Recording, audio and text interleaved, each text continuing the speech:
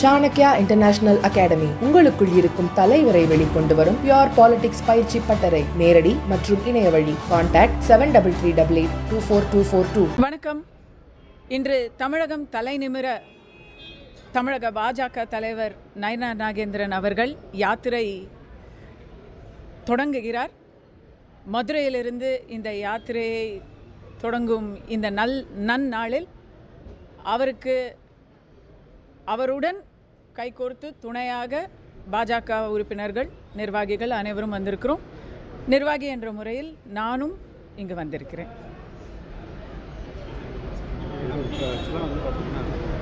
இந்த சமீபத்தில் 2026 தேர்தலுக்கு மற்ற கட்சிகளுக்கு முன்பே நம்ம தயாராக ஆரம்பிச்சோம். நம்ம கூட்டணி ஆல்ரெடி தயாராகிட்டாங்க, நம்மளும் தயாராக ஆரம்பிச்சிட்டோம். வரக்கூடிய தேர்தலில் நம்ம இந்த கூட்டணி எந்த அளவுக்கு ஒரு பாதிப்பை ஏற்படுத்தணும், பாஜக கூட்டணி வரக்கூடிய 26 தேர்தலில் எவ்வளோ பெரிய தாக்கத்தை ஏற்படுத்தும்? இல்லை, பிரதமர் மோடி அவர்கள் தலைமையில் இருக்கக்கூடிய தேசிய கட்சி பாஜக, அது பாதிப்புங்கிறது தேசிய அளவில் பாராளுமன்ற தேர்தலில் தான் அது ரொம்ப அதிகமாகவும் ரொம்ப நிதர்சனமாகவும் நமக்கு தெரிஞ்சிட்டு இருக்கு. இனிமேலும் இன்னும் கண்ணு கெட்டின தூரம் வரைக்கும் அதுக்கு வேறு கவுண்டரோ இல்லை வேறு மாற்றமோ தேவையும் இல்லை, கண்ணுக்கு தெரியவும் இல்லை. தமிழ்நாட்டை பொறுத்த வரைக்கும் வளர்ந்து வரும் ஒரு கட்சியாக பாஜக ஒரு அபரிமிதமான வளர்ச்சியை கண்டிருக்கு. அந்த வளர்ச்சிக்கு நம்ம ஆளும் திமுக ஆட்சிக்கு நம்முடைய நன்றிகளை கூட தெரிவிச்சுக்கிறோம். ஏன்னா எதுவுமே செய்யாமல் அவங்க ஜஸ்ட்டு கொடுத்ததை நல்லபடியாக ஆட்சி செஞ்சுருந்தாலே இந்த அளவுக்கு சனாதனத்துக்கு ஆதரவு பெருகி இருக்குமா அப்படின்னு சொல்ல தெரியல. ஆனால் அவங்க நாளொரு குற்றமும் பொழுதொரு பழியுமா இருக்கிறதுனால வேற வழி இல்லை. பாஜக என்ற ஒரே ஒரு கட்சி தான் இந்த கடவுள் மறுப்பு, இன வெறுப்பு, ஜாதி அரசியலுக்கு எதிராக, குறிப்பாக வாரிசு அரசியலுக்கு ஒரு மாற்றாக வந்துட்டு இருக்கு. தேசிய கட்சி தான். அதிமுக என்ற ஒரு ஸ்ட்ராங்கான ஒரு அலையன்ஸ் பார்ட்னர் இருக்கிறாங்க. இன்னும் பல கட்சிகள் நீங்கள் பார்த்துட்டு தானே இருக்கீங்க. புதிய பழைய கட்சிகள் எல்லாருமே கூட்டணிக்கு வரத்தான் போகிறாங்க. ஃபஸ்ட்டு குறிக்கோள் முதல்ல ஆட்சியை மாற்றணும், அதுக்கப்புறம் மற்றது எல்லாத்தையும் பேசி தீர்த்துக்கலாம்.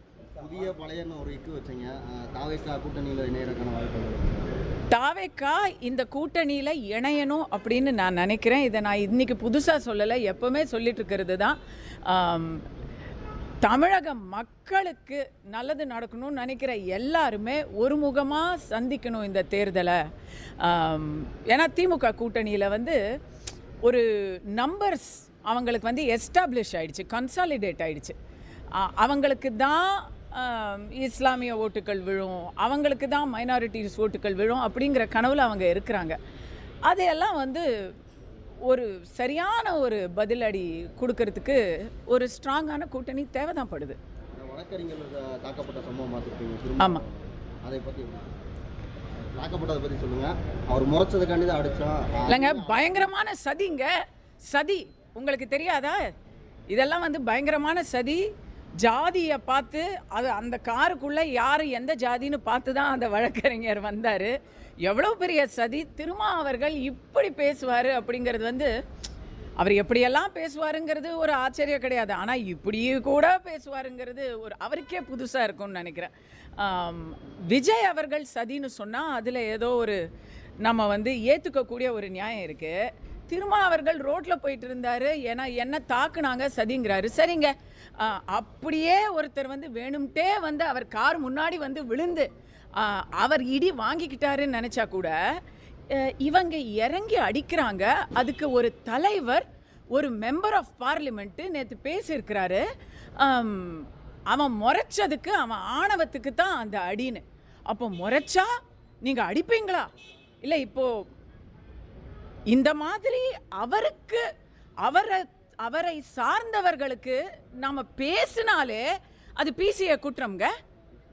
அவர் எப்படிங்க நான் அடிப்பேன் ஏன்னா அவன் என்னை பார்த்து முறைச்சான்னு சொல்கிறதெல்லாம் நாம் ஜனநாயகத்தில் இருக்கோமா என்னன்னு அப்படின்னு பயமாக இருக்குது. இதுக்கெல்லாம் நம்முடைய ஆட்சி கேஸ் போடாது.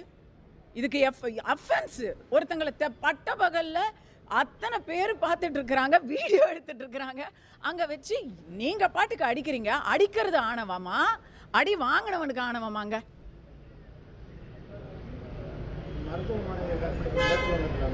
சரிங்க. ஆர்ஜி கர் இன்வெஸ்டிகேஷனே இன்னும் சரியாக முடியலை.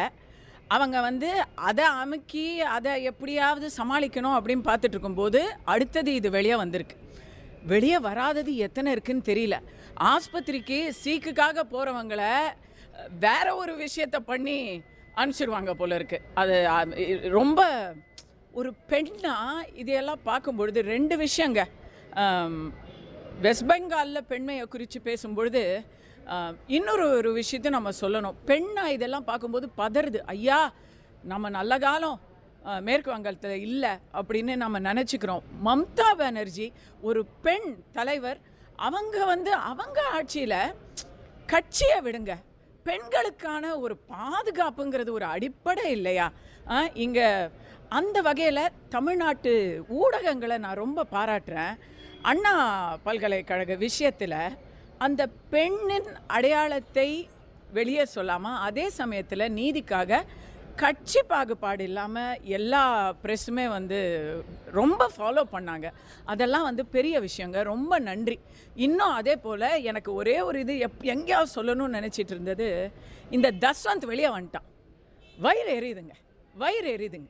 அப்புறம் என்னங்க இருக்குது தமிழ்நாட்டில்? நம்ம என்னங்க பதில் சொல்ல முடியும்? அவன் மேலே எல்லாம் வெடிகுண்டு புரளி அப்படின்னு சொல்லி வீட்டை சோதனை யாரும் போட மாட்டாங்களான்னு ஆசையாக இருக்கு. ஜிடி நாயுடு பற்றி ஏதாவது கேளுங்களேன், நான் சொல்லிடுவேனே. ஜாதி தலைவர்கள் பேர் இதெல்லாம் வைக்கக்கூடாதுன்னு சொல்லிட்டு அரசாணை வெளியிட்டிருக்காங்க. கோயம்புத்தூரில் மேம்பாலம் ஜிடி நாயுடு என்ற பேர் இருக்காங்க. அதை எப்படி பார்க்குறீங்க? இல்லை, அதை நான் ஒரு திமுக தனமாக தான் பார்க்குறேன். அவங்க சொல்கிறது ஒன்று, செய்யறது வேற ஒன்று. ஊருக்குத்தான் உபதேசம் அடி கண்ணே, உனக்கும் எனக்கும் அல்ல அப்படிங்கிறத தான் எப்பவுமே பார்த்துட்டு இருக்கிறது தானேங்க. ஜாதியை மற்றவங்க பேசக்கூடாது, ஆனால் நாங்கள் பேசுவோம். அதுவும் கோயம்புத்தூரில் நாயுடு என்ற ஜாதி பெயர் இன்னைக்கு எலெக்ஷன் வருது அப்படிங்கும் பொழுது இதெல்லாம் நடக்கிறது நீங்கள் ஆச்சரியமாக கேள்வி கேட்குறது ரொம்ப வியப்பாக இருக்குது. வீரமணி அவர்கள் சொல்லியிருக்கிறாரு, ஜிடி நாயுடு அவர்களை நாங்கள் நாயுடுவாக பார்க்கல, நாங்கள் விஞ்ஞானியாக தான் பார்க்குறோம். அந்த ஒரு மரியாதையோடு தான் நம்ம இதை பண்ணியிருக்கிறோம் அப்படின்னு சொல்கிறாங்க. சரி, ஒத்துக்கிறோம், அப்படி கூட ஒத்துக்கலாம். அப்போ தமிழ்நாட்டில் ராஜாஜியை முதலமைச்சராக பார்க்கலையா? அவரை குல்லுக்க பட்டர்னு தானே சொன்னீங்க. அப்போது காமராஜரை நாடாராக தானே பார்த்தீங்க. அவரை முதலமைச்சராக பார்க்கலையா? சார் சிவி ராமனை நீங்கள் விஞ்ஞானியாக பார்க்கலையா? இப்படி கேள்வி வருமா வராதா? கேள்வி வருமா வராதா? இவரை மட்டும் நீங்கள் விஞ்ஞானியாக பார்க்குறீங்களா? அப்போ மற்ற சமூகத்தினரை நீங்கள் ஜாதியாக பார்ப்பீங்க, இவரை மட்டும் நீங்கள் ஜாதியாக பார்க்கலன்னு சொன்னால் அது என்ன ரகசியம் அப்படின்னு ஐயா அவர்கள், வீரமணி ஐயா அவர்கள் கண்டிப்பாக தெளிவுபடுத்தணுங்க. அதே விஷயத்துக்கு அண்ணாமலை வரவேற்பு சொல்லுவாங்க. ஜிடி நாயுடுன்ற பெயருக்கு அண்ணாமலை வரவேற்பு சொல்கிறாங்க.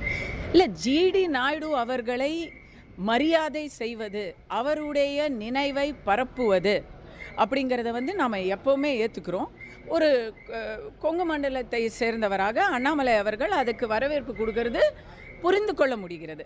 ஆனால் ஒன்று புரிஞ்சுக்கோங்க, அண்ணாமலை அவர்கள் ஜாதி பேரையெல்லாம் ஒழிப்போம் அப்படின்னு என்னைக்காவது சொல்லிக்கிட்டு இருக்கிறாரா? நான் ஜாதிக்கு எதிரி கிடையாதுங்க. உலகத்தில் யாரும் ஜாதிக்கு எதிராக இருக்கல, ஜாதி கொடுமைகளுக்கு, ஏற்றத்தாழ்வுகளுக்கு, அதுக்கு தான் நம்ம எதிரியாக இருக்கிறோம். ஒரு நல்ல குலத்திலிருந்து, ஒரு நல்ல அடையாளத்திலிருந்து வர்றதை யாருமே மறுக்க மாட்டாங்க. நீங்கள் எப்படி? அது என்னோட கேள்வி என்னென்னா, நீங்கள் அப்போது வஉசியை நீங்கள் பிள்ளையாக தானே பார்த்தீங்க. வஉ சிதம்பரனார் அப்படின்னு மாற்றினீங்கல்ல. அதே போல் நீங்கள் பசும்பொன் ஐயாவை சொல்லிடுவீங்களா? தேவராயாவை நீங்கள் சொல்லிடுவீங்களா? முத்துராமலிங்கம் அப்படின்னு சொல்லுவீங்களா? நீங்கள் ஒவ்வொருத்தருடைய அடையாளத்தில் ஒருத்தருடைய அடையாளத்தில் நம்முடைய வரலாறு அடங்கியிருக்கு, சுதந்திர போராட்டம் அடங்கியிருக்கு, நம்முடைய சமூக நீதிக்கான அடிப்படை அவங்கெல்லாம் எட்டுட்டு போனவங்க. அதையெல்லாம் நம்ம மறக்கக்கூடாது. ஜாதி பேரை மட்டும் அடிச்சுட்டா ஜாதி ஒழிஞ்சிருச்சாங்க, ஆகிப்போச்சுங்க. இந்த ரோட்டில் ஜாதி பேரை எல்லாம் தார் போட்டு அழித்து எத்தனை வருஷம் ஆச்சு? இப்போ 60 வருஷத்துக்கு மேலே ஆகிப்போச்சு. அழிஞ்சு போச்சா ஜாதி? இன்னைக்கு வரைக்கும் ஜாதியை பார்க்காம திமுக திகாவினர் ஏதாவது ஒரு இடத்துல ஒரு வேட்பாளர் நிறுத்த முடியுதா? அதனால ஜாதிக்கு யாருமே எதிரி கிடையாது. அதனால் வரக்கூடிய சமூக அநீதிகளுக்கு தான் நம்ம எதிரியாக இருக்கிறோம். ஒரு ஆணவ கொலை நடக்குதா, அங்கே எங்கே போச்சு உங்களுடைய ஆக்டிவிசம்? அதுக்கு ஏதாவது சொன்னீங்களா நீங்கள்? அதுக்கு ஐயா வீரமணி அவர்கள் ஏதாவது பேசினாரா? இப்போ பேசுகிறாரு.